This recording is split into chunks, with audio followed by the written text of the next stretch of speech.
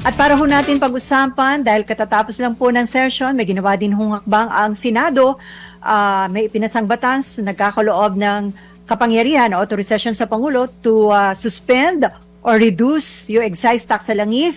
And at the same time, yung usapin ho sa Ethics Committee, dahil siya po yung chairman ng Ethics Committee, atin ho mga kapanayam, isama na agad natin sa ating talakayan, chairman ng Committee on Public Order, Committee on Local Government, at Ethics Committee, si Deputy Majority Leader J.V. Ejercito. Hi sir, magandang hapon po. Yes, magandang hapon din Ate Shelly at sa ating mga taga-subaybay. Sir, bago natin pag-usapan itong ilang development kaugnay doon sa binuo na rules ng Senate Ethics Committee at gayon din yung sisimulan nyo na po na pag-determine kung may substance ba, sufficient informed and substance yung mga ethics complaint. Pag-usapan po muna natin itong epekto ng patuloy na tensyon sa Middle East dito sa ating bansa. Ang sabi ho ni Policy Analyst Professor Emmanuel Leyco, ang ating bansa is already in a state of economic emergency. Kaya kanya hong panawagan sa gobyerno agad nang isuspend yung fuel tax at i-consider ang bagong wealth taxation para daw ma-offset yung revenue losses. Any comment on that? Kumbinsido po ba kayo na ang ating bansa ay nasa state of economic emergency right now? Well, alam mo Ate Shelly, hindi lang ating bansa, buong mundo ngayon ay actually in crisis, no? At ang problema kasi dito, yung supply ng petroleum products all over the world ang apektado. At ang hindi natin masabi, ewan ko kung ilang days yung ating bulk supply o bulk reserves ng fuel. We have to prepare for the worst na kung sakasakali kung talagang walang darating na petroleum, baka mamaya COVID-like situation ang mangyari sa atin, or even worse na talagang walang kuryente na, wala na fuel, wala na kuryente. So we have to prepare for the worst. Kaya dapat talagang mag-austerity, magtipid na po tayo sa ngayon. And sana po ay mag-convene dapat kung may task force man or crisis management team about this whole oil crisis ang ating gobyerno, ating pamahalaan, dapat ho ay mag-meeting na araw-araw at tignan kung saan tayo pwedeng kumuha ng alternatibong mga source ng petroleum, no? Dahil ngayon karamihan ang bulk ay Middle East talaga. So kailangan natin magkaroon ng alternatibo po dito. Sir, pabor ba dun kayo sa sinabi ni Policy Analyst Professor Emmanuel Leyco na, di ba may pinasa kayong batas na nagbibigay authorization sa Presidente na it's either i-suspend or i-reduce yung excise tax sa langis. Pero sabi niya, hindi na daw kailangan maghintay pa ng technical triggers tulad nung nakalagay doon na requirement, yung global oil prices average of $80 per barrel for 30 days bago i-suspend o kay bawasan yung fuel excise tax. Ang para sa kanya, mas magpapalala daw ho yun sa paghihirap na ating mga kababayan. Para sa kanya, let us not wait for 30 days. Well, sa pagkakalam nasa batas po yun, no? Kaya nga kinailangan na ipasa ng Kongreso at yan po i-prioritize ng Palasyo, ng Pangulo. Hiningi po niya sa Kongreso ang pagbigay ng kapangyarihan sa kanya upang masuspinde ang excise taxes on fuel. No? Pero talaga to, Sally, napakahirap na sitwasyon. It's a balancing act, no? Kasi ang bigay ho namin sa Senado ay 3 months. Kaya lang, balancing act dito, pag tumagal din kasi masyado, yung deficit naman ho natin ang magiging problema. Kapag masyado matagal ang suspension ng excise taxes, yung deficit, ibig sabihin yan, maraming programa ng gobyerno, lalo na yung mga social programs, ang maaring hindi mapondohan at magsasuffer naman po. No? Yung healthcare at iba pang mga bagay, ay maari namang mag-suffer. So, ang hirap po talaga ng sitwasyon ngayon na Ate Shelly na kinakailangan. It's a national, I would call it a national emergency na I think ito yung mga panahon na dapat magkaisa muna tayo bilang isang bansa. Parang yung panahon ng COVID, medyo kung kaya tumigil muna ng sabangayan sa politika, siguro we have to concentrate on this, on how we will be able to get over itong challenges ng itong sitwasyon na ito. So ako kasi ayoko naman mag-paint ng dark o green picture, no? Pero we have to be prepared for the worst, no? Kasi wala pang linaw eh. Hindi natin alam kung magkakaroon ng mukhang matigas din ang Iran, yung ang Estados Unidos at Israel eh ganun din po. So not in the next few weeks siguro magkakaroon ng liwanag to na magkakaroon sana magkaroon ng ceasefire, pag-uusap muna dahil ang buong mundo ay talagang lubos na apektado dito. Lalo na po tayo, apektado rin po tayo. Sir, sabi nga, ang hirap ng sitwasyon, may balancing yung ginagawa. Kasi nga, kapag sinuspend yung excise tax o i-reduce, malaki po ang mawawala doon sa inaasahang revenue ng gobyerno na may pinaglalaanan na ho ng mga iba't ibang program at sa mga services. Pero ayun ho dito kay Leico, i-consider daw po yung bagong wealth taxation para ma-offset yung mawawalang kita ng gobyerno sa gagawing pagsuspinde sa excise tax. Dapat po ba i-consider ito at maging open ang Kongreso at ang gobyerno tungkol dito? Well, siguro dapat pag-aralan din po yan. Kaya lang, Ate Sally, sabi nga, lahat ibabalansin mo kung ano po ang and then you decide which will be for the greater good. Ang hirap po talaga ang sitwasyon talaga ngayon kasi may masasakripisyo ka. Tulad nitong I'm hoping itong excise taxes na suspension makatulong na ma-mitigate o yung ma-lessen yung maging shock absorber siya nga doon sa magiging epekto sa consumers, no, sa atin po. Sa lahat po sa atin, sana kaya lang problema pag tumaas naman ng todo ang presyo ng petroleum products, baka maging negligible na rin po ang maging epekto nito. So yun na nga po kaya tapos na masasakripisyo naman yung social service, kaya napakahirap talaga, Ate Sally, na sitwasyon ngayon. Kaya nga sana ay mag-convene na lagi itong crisis committee and come up with the best solutions dito sa ating kinakaharap ng mga problema. Sir, hindi kaya it's about time na i-consider natin yung, di ba, kasi tuwing nagkakaroon ng problema sa ibang bansa like sa Middle East, apektado tayo dahil tayo ay dependent sa imported crude oil. So, ang sabi ng ilang environmental advocates, wag na tayong umasa kasi sa imported coal, fuel power plant. Ang sabi nila, it's about time na magkaroon na tayo ng sustainable response. Kanilang pinopromote, syempre ito ho mga renewable energy, particularly in geothermal power, sa halip na mag-depend sa imported coal. Hindi pa po ba tayo nag-concentrate or nag-focus ng investment dito sa mga renewable energy para mabawasan yung ating pagiging dependent sa imported crude oil, kaya tayo laging sobrang apektado kapag nagkakaroon ng gulod dun sa mga bansa na tayo ay nag-i-import na langis? Well, Ate Sally, I think meron namang efforts sa renewable energy. Andiyan na po yung mga windmills, may mga solar na tayo, hydro, may geothermal. Kaya lang, we have to accept reality na yung pong mga renewables are intermittent. Ang baseload energy natin o yung talaga reliable ay still coming from coal-fired power plants, yung pong diesel-fired power plants, at iba pa, no? Geothermal, pwede sabihin na natin baseload din. Pero yung mga renewables kasi, although of course, I support that, maganda yan sa energy mix natin, pero intermittent, hindi siya yung po, kumbaga, reliable na nandyan 24 hours, 7 days a week, no? So, hindi siya pwedeng asahan na maging baseload energy. So, yun ang problema. Kaya, siguro, marami tayong, Ate Sally, going back on history, marami tayong, sad to say, no? Marami tayong self-inflicted wounds, no? Halimbawa, ito pong yung nuclear power plant, sana kung tumatakbo na sana yan, mas matipid po, tsaka kaunti lang ang yung pag-reload or refuel, no?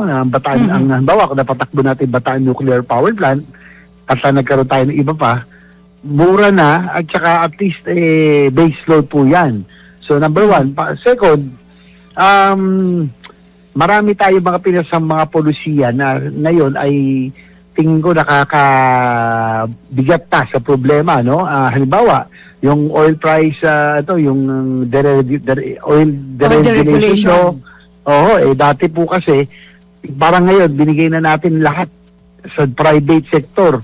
Pagdating po sa, para magkaroon ng competition, pero there was such thing na kapag may crisis tayo noon, meron tayong oil price stabilization fund. Di ba? Yung OPSF. Dati, may ganon. Ngayon po, ay wala na. Dahil sa oil deregulation law, na kahit may crisis, wala na humagagawa ang gobyerno. No? Second, yung EPIRA, which was also passed in 2001, defective po. Talagang nag-privatize na po lahat. Ang ating po mga power plants, mga power distribution, no? With the aim in view of encouraging competition para bubaba ang presyo ng kuryente. Nangyari po, natuloy po lahat ng privatization. Ang hindi nangyari, yung pagbaba ng presyo ng kuryente.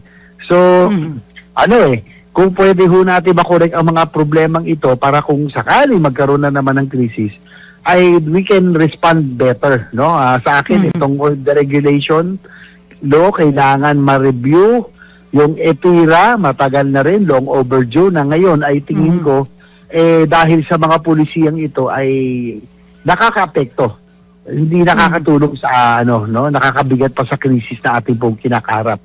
At sana yung nuclear power plant, no, na dati ay sarado po tayo lahat para na-demonize kasi masyado, it's about time to pursue kasi this is a source of cheap fuel at kaunti lang ang kailangan yung reload, no? Halimbawa, sa isang ilang napakakonti lang kasi yung fuel requirement niya kung ikukumpara sa mga coal-fired o mga diesel-fired power plants. So sir, kayo pabor pero review lang yung oil deregulation law. Si SP Soto, isusulong daw niya yung i-repeal na. Ibasura na pawalang bisa na itong oil deregulation. Opo. Kailangan ho siguro dahil nga po negative effect. Kailangan ang gobyerno ay magkaroon ng say, o control, lalong-lalo kung pag may sitwasyon tulad ng may crisis situation. Kailangan pwede hong i-review, pwede ring i-repeal na kung kinakailangan at ang sa akin, lalo na EPIRA, kinakailangan talagang bisitahin at kailangan din ma-review at amyendahan ko sa kasakali. And then sir, yung oil exploration, wala ba talaga tayong pwedeng pagkunan ng langis dyan, let's say sa West Philippine Sea, Denham Rise, hindi pa po walang pwedeng i-pursue na ganong exploration? Well, hindi natin alam. Let's leave to our technical experts kung sakasakali. Pero that would take years, not in the immediate future. So, dapat yan ang pag-aralan din. Sakali ay magkaroon self-sustainable tayo, mga Linguasan Marsh na masasabing may mga oil deposits. So, dapat ay tignan na po yan dahil ngayon natin nakikita yung dependence natin on petroleum products on imported petroleum products is now, kita-kita natin na pag may ganitong krisis, talagang napakahirap ng ating sitwasyon kung sakasakali. So sir, ang sabi nga panawagan sa lahat, maghigpit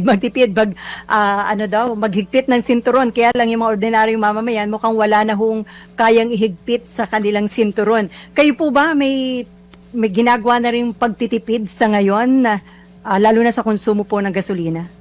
Or EV kayo? Well, nakita niyo naman, ako i-bike to work, no? And I'm encouraging everyone, okay na kaya nyo magbisikleta, kaya nga sana magkaroon ng mga shower rooms. Ang MMDA nagagawa ng mga shower and changing rooms. Ang Senado yata, balak ng ating sekretariat magkaroon para mag-encourage tayo ng bike to work. Kilala ko na, matagal ko na ginagawa. Swerte naman ako, meron akong shower sa akin pong kwarto, pero ito yung mga pwede natin gawin. Tapos yung mga hindi na kinakailangan lakad, kung pwedeng ipagpaliban na muna, no, para makatipid po tayo, austerity measures, yung mga team building at iba pang bagay na may biyahe, kung pwedeng manguna po ang gobyerno sa pagtitipid muna. So malamang sir, ilan lang senador o baka walang senador na ngayong bakasyon mag-out of the country. Well, yun nga po, isa rin po yan kung pwede yung pagpaliban na muna yung mga biyahe-biyahe natin, makakatulong din pong malaki sa ating austerity measures. Mhm. Anyway, so sir, bilang chairman ng Ethics Committee, briefly, paano po pala na-address yung pagtatalo ni na Senator Ping Lacson at Senator Marcoleta ukol doon sa panukalang amendments sa rules ng Ethics Committee? Well, kahit saan naman we're a democracy, so lahat naman kinakailangan marinig din na panig. We have to respect each other's opinion. Pero nagkaroon naman ng botohan at syempre nanaig yung amendment ni Senator Lacson naman. Pero of course, we took into consideration kay Senator Marcoleta na yung pong kay Senator Lacson kasi habang pwedeng magpatuloy ang investigasyon ng Ethics Committee kahit na mayroong present investigation in other bodies or agencies. Dalawang option, pwedeng ipagpaliban, i-going pending o ipaituloy. Senator Marcoleta kasi baka sabi niya, baka we are stepping on, it might be unconstitutional. Pero sabi ko naman, body naman, naman tayo will decide as a body. No? Hindi naman isang one-man thing po ito. So kung sakasakali may decision ng Ethics Committee, we will be consulting each and every member. So sir, ngayon naka-break yung session, magkakaroon pa rin po ng meeting meeting ang Ethics Committee para i-determine kung sufficient, informed, and substance yung mga ethics complaint laban sa ilang senador? Siguro isa-isahin natin, Ate Selly. Hindi naman natin pwede sabay-sabayin sa isang meeting kung sakasakali sa susunod, dahil na finally na-aprubahan na yung aming rules ng committee. So, pwede na namin simulan yung una and we will review at yung committee mag-decide. Hindi po ako, no? In the committee will decide whether it's there are grounds and meron po sufficient grounds and yung may wala basta may form and substance, titingnan po natin, no? If it's yung sufficient inform and substance bago natin i-forward para po sa preliminary investigation. Pero kung wala, outright i-dismiss natin. Siyempre hindi na natin i-disclose kung sino po yung mga may kaso hanggat hindi magtuloy sa preliminary investigation. Just to be fair, kasi kawawa naman po, pulutani po yung mga legislator o senador, paano po kung frivolous at wala namang palang grounds yung pinay sa kanilang kaso. Pero sir, tama ba? May isang nag-file ng complaint sa lahat ng senador? O mali po yun? Nabanggit ko lang po yun.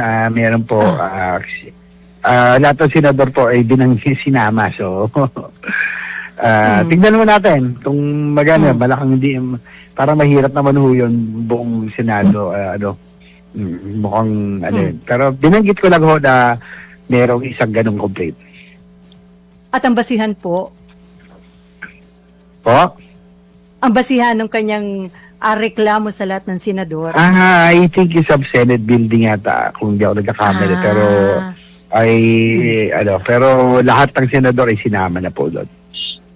Okay. Anyway, may gusto kayong klaruhin, sir, kapag dating doon sa lumabas sinabalita na mababasura lang yung reklamo kay Senator Bato de la Rosa at panawagan na no work, no pay dahil wala naman sa Senate rules yung no work, no pay unless ma-revise yung rules na yon at magkaroon na nga ng rules tungkol sa no work, no pay. So you are saying na may dadaan ng proseso, hindi naman pwedeng basta na lang ibasura.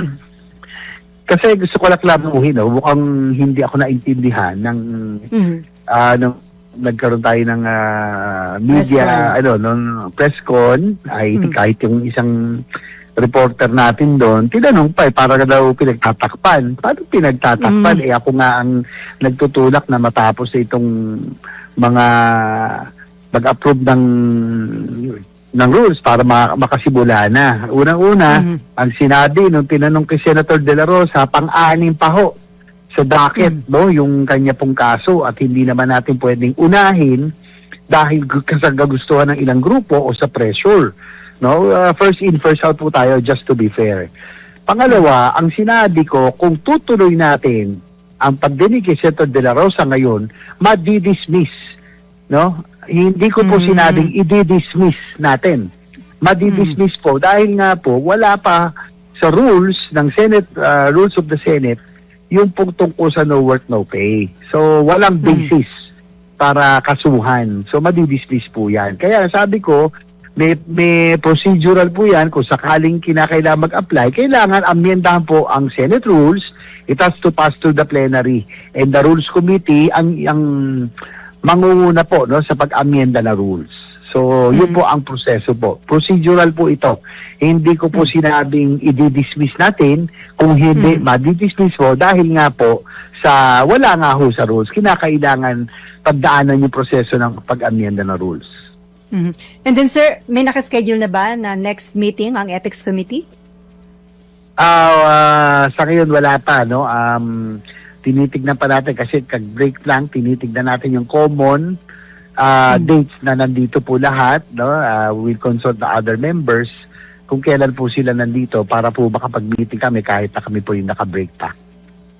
Sir, pahabol ko na lang, kayo daw po ba'y pumirma na doon sa partial committee report ng Blue Ribbon Committee ukol sa flood control anomalies? Dahil naalala ko yung una, pumirma kayong tatlo ni na Senator Migs, Senator Win, pero binawi niyo po yung pirma dahil doon sa nag-leak na hindi pa pala final partial Opo, committee report. talaga nag-video kami dahil sabi draft lang yon. Tapos yung partial, so siguro kung sakasakali, kung full report na.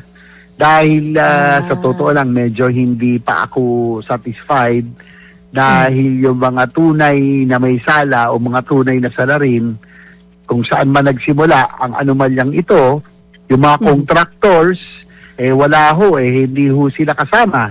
At yung mga major player, kumbaga yung mga mortal sinner, yung mga major player na talagang nagsimula na mga ito, sa tingin ko ay hindi po kasama, no? Doon sa mga recommended. So, kaya hindi po ako pipirma dahil sa tingin ko ay kulang pa ho ito. Kapag nakita kong kasama na po yung mga contractor, mga contractor na congressmen na sila po naman ang involved sa mga bilihan ng proyekto, 'di ba? Yung naglalako ng mga proyekto, baka maaaring pumirma na ako, pero yung mga major player na inaantay ang bayanan ng sambayanan, mukhang hindi po kasama. So, pag full na po, baka po pag-aralan natin. Pero sa ngayon ay sa tingin ko ay kulang ho, no? Wala po yung mga major players sa listahan. Naku, on that note, sir, marami pong salamat sa oras na bigyan ninyo dito sa Usapang Senado. Thank you, sir. Salamat. Okay, yan po mga kaibigan, si Deputy Majority Floor Leader J.B. Ejercito.